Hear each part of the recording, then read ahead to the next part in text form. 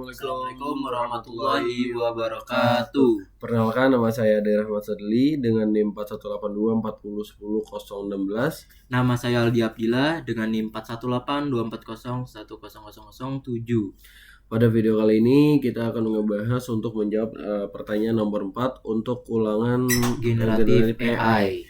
Dan untuk dari video kali ini ya Bang Aldi ya Pak, mungkin agak sedikit panjang nih. agak sedikit panjang betul.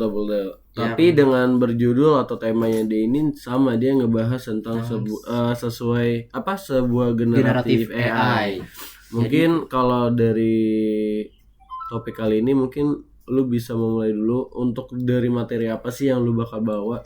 Oke, jadi pada kesempatan kali ini tuh saya akan menyampaikan pengalaman gua nih Bang Ade. Apa tuh? Buat menggunakan AI untuk ngebantu mengerjakan proyek atau tugas di perkuliahan Bang Ade.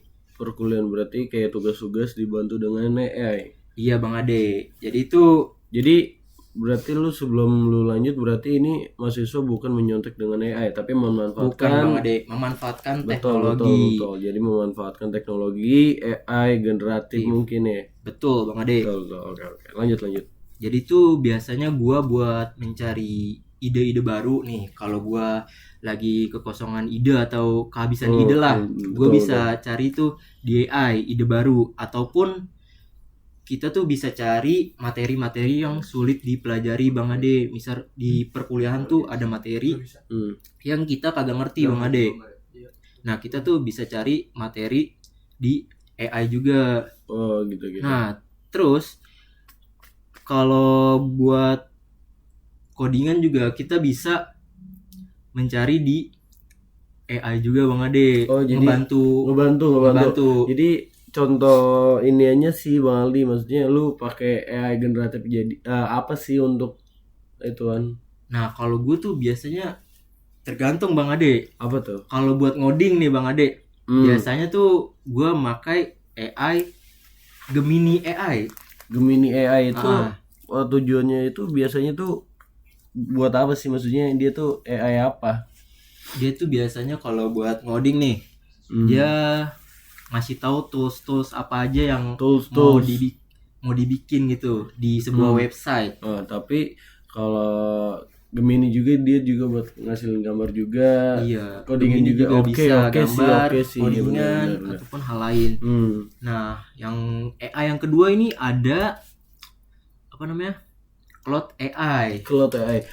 Itu sih kalau misalnya dari Cloud AI kita juga pakai. Mungkin nanti juga mau bahas, kita juga pakai Cloud AI. Jadi mungkin dari segi akurasi Cloud AI ini masih oke lah ya. Dibandingkan kalau menurut gua dibandingkan ChatGPT itu Cloud AI itu bagus banget Bang Ade. Bagus. Bener sih.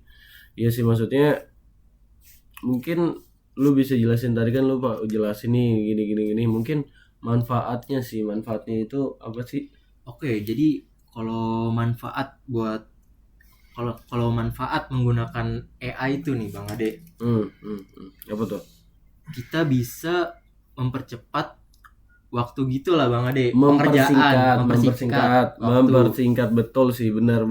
Jadi kayak misal tugasnya nih kita terlalu numpuk lah ya. Iya, misal dikejar deadline-nya udah cepet banget. Betul. Biasa kita dosen udah ngasih seminggu tapi kita baru ngerjain 2-3 hari. Betul jadi banget, Bang Ade. Kayak pepet dibantu dengan AI. Bener sih. Betul. Jadi kalau misalkan itu untuk dari segi manfaat lah ya. Siap. Kalau misalkan nih, kalau gue bilang kan tantangannya untuk sebagai mahasiswa untuk dibantu dengan AI itu apa sih Bang Ali? Oke, tantangan dari gue nih ya. Kalau buat ngegunain AI itu, yang pertama tantangannya jangan terlalu percayalah sama AI. Jadi kita tuh bisa cross check terlebih dahulu. Karena kan AI itu kan kadang sering ngirim jawabannya ngaco Bang Ade. Atau nggak akurat gitu. Nggak akurat. Jadi ibaratnya itu rumusan masalahnya lah ya.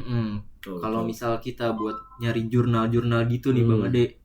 Nah, AI kadang ngasih jurnal-jurnal yang kagak jelas, kagak bisa dibuka Bang Ade. Bener sih. Jadi itu kita harus nyari cross check dulu. Jadi kayak nggak bisa langsung percaya plek-tiplek gitulah. Betul sih. Jadi menurut lo itu untuk dari segi tantangan ya. Nah, mungkin gue nih kalau menurut lo dari segi tantangannya itu ada lagi nggak sih yang ditambahin? Menurut gue kalau misalkan dari segi tantangan ya kayak misal tadi kan lu jangan terlalu percaya ya dengan segi jurnal yang dikasih dengan AI. Menurut gue lu nggak bisa nyari jurnal itu di AI sih. Maksudnya lu bisa nyari di misal kayak Google atau yang lain, di yang lain baru. Ketika lu dapat jurnal tersebut, lu kasih ke AI. Nah, nanti dicek lagi apakah untuk dari segi jurnal itu udah cocok untuk lu riset atau kayak gimana sih Bang Ali.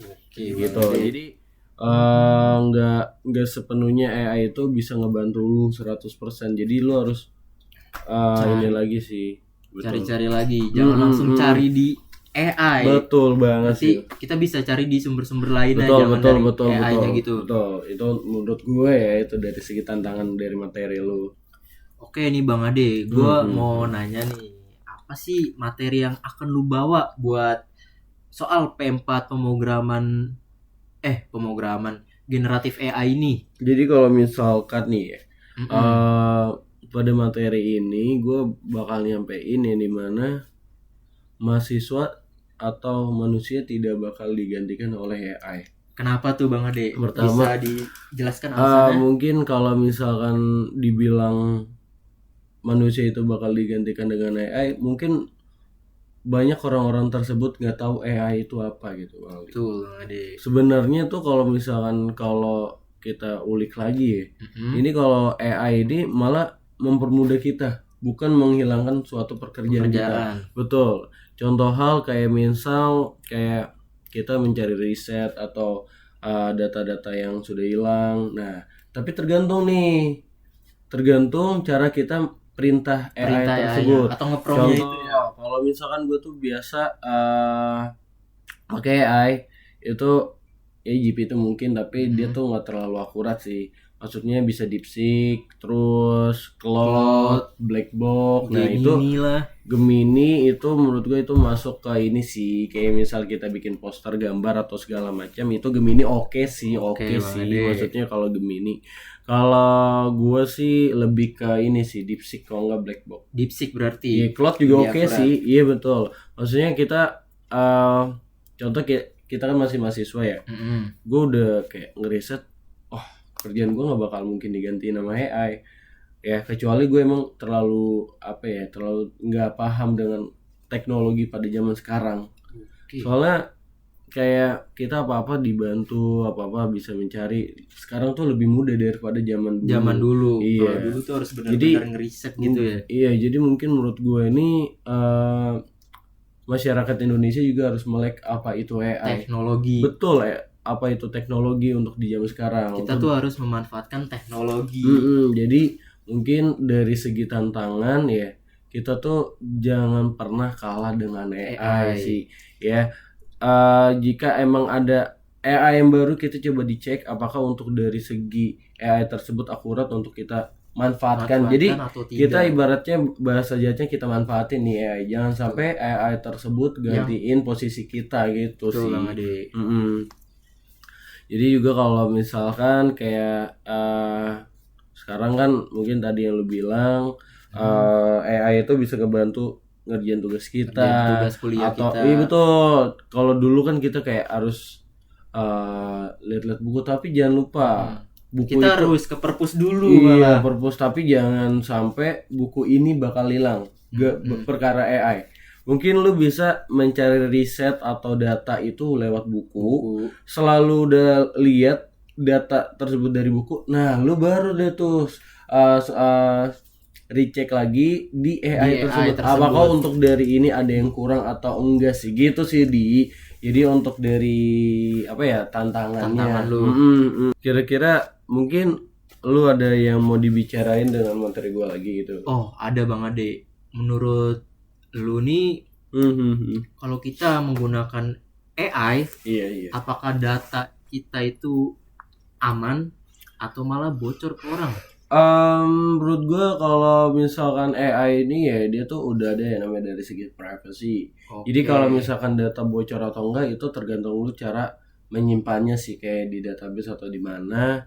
Jadi kalau misalkan dibilang AI itu bakal bisa ngebocorin data, menurut gue enggak sih. Ya ibaratnya jadi tuh cara kerja AI itu gimana, kayak lu tau gak sih, misal contoh lu ngasih data nih. Nah, nanti disimpan sama dia. Ibarat kata lu ada suatu perintah lagi, dia bakal ngasih lagi sih. Jadi ibaratnya dia yang nyimpan lah. Dia nyimpen ya. Iya, jadi kan kalau misalkan kita kan misal lu punya nih materi dari zaman SMP ya kan, lu kasih. Nah, terus zaman pas sekarang ini lu minta. Nah, itu mungkin masih ada. Masih disimpan sama dia. dia. Kalau dulu kan enggak tuh ya kan, kita harus nyatet dari buku, harus disimpan. Sekarang tuh ada AI gitu. Jadi bisa buat nyimpen data kita. Betul, bisa nyimpen data kita gitu sih. Jadi menurut gua cukup kali ya dari materi gua dan lu. Mungkin lu ada yang bisa disampaikan buat yang lain gitu, Bang Aldi. Oke. Mungkin kesimpulan kesimpulan sih pada tepatnya ya. Oke, jadi kalau buat pengalaman gue itu kalau menggunakan AI jangan terlalu percaya lah ya. Jangan 100% percaya. Betul. Terus kalau buat ngerjain tugas juga nih, lu misal cari di AI, jangan langsung tempel gitu. Jangan langsung tempel, bener sih. Tapi kita baca-baca dulu terlebih dahulu. Betul, terus betul. Kita harus ngerubah kalimat itu dengan bahasa kita sendiri, Bang Ade. Benar. Jadi ibaratnya kalau AI itu lu perintah dulu ya. Betul, kita harus perintah dulu. Nah, kita juga harus ngeliat nih sumbernya akurat apa enggak. Atau benar. Dia malah ngehayal. Iya, apalagi ini kan lu AI-nya dimanfaatin untuk buat kampus lah ya. Iya, betul. Jadi kalau dari gua sih, kesimpulan dari materi gua, dari lu apa nih, Bang? Jadi gini, kita jangan pernah memikirkan kita bakal digantikan AI. Justru kita tuh bakal dibantu dengan AI. Atau bahasa kasarnya kalau misalkan lu nggak suka sama AI, kita manfaatin aja.